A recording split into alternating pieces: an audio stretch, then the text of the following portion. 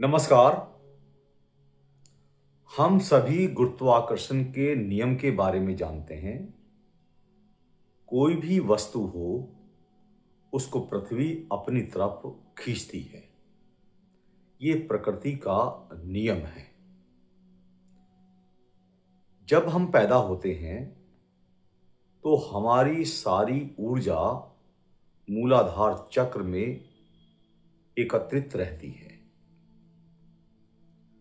और विडंबना यह है कि कुछ लोगों की यह एनर्जी पूरे जीवन इसी मूलाधार चक्र में पड़ी रहती है और यूं ही इस दुनिया से चले जाते हैं। तो फिर इस ऊर्जा को ऊपर उठाने का क्या तरीका है? इस ऊर्जा को केवल ध्यान के माध्यम से ही उठाया जा सकता है। ध्यान का एक लाइन में अर्थ सिर्फ इतना है कि अपनी ऊर्जा को, अपनी चेतना को ऊपर उठाना, अर्थात यह गुरुत्वाकर्षण के नियम के बिल्कुल विपरीत है।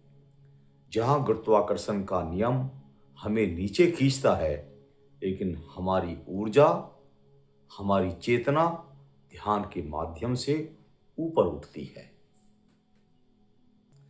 हमने साइंस में दो शब्दों को जरूर पढ़ा होगा, वेवलेंथ और फ्रीक्वेंसी। जो मूलाधार चक्र में ऊर्जा होती है, उसकी वेवलेंथ अधिक होती है और फ्रीक्वेंसी सबसे कम होती है। लेकिन जैसे जैसे यह ऊपर उठती है और सहस्रार चक्र में पहुंचती है, तो उस समय पर आप ये समझिए कि इसकी वेवलेंथ बिल्कुल कम हो जाती है और फ्रीक्वेंसी सबसे अधिक हो जाती है। इसलिए जब ऊर्जा उठती है तो अधिक फ्रीक्वेंसी के साथ ऊपर उठती चली जाती है। जीवन में हमारा लक्ष्य असल में यही होना चाहिए, अपनी इस सोई हुई ऊर्जा को मूलाधार चक्र से लेकर सहस्रार चक्र तक पहुंचाना। तभी हम अपने उद्गम को पहचान सकते हैं। इसी चेतना के माध्यम से हम अपने अस्तित्व को समझ सकते हैं। धन्यवाद।